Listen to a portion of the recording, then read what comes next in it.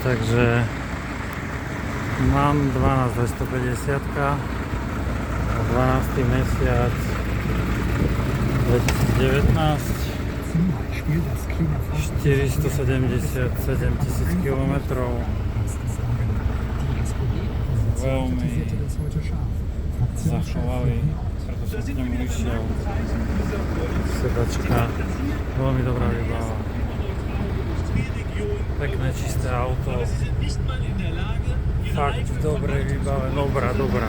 6 valec, perfektné výbave.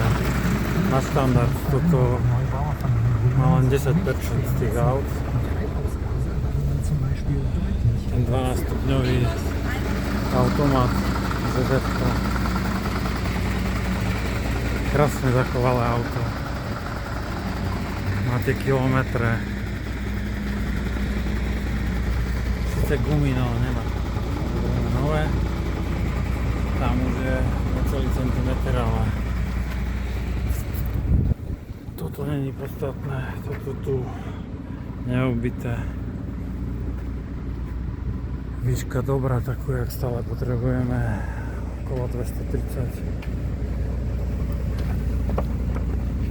A čo sa týka nakladacej plochy,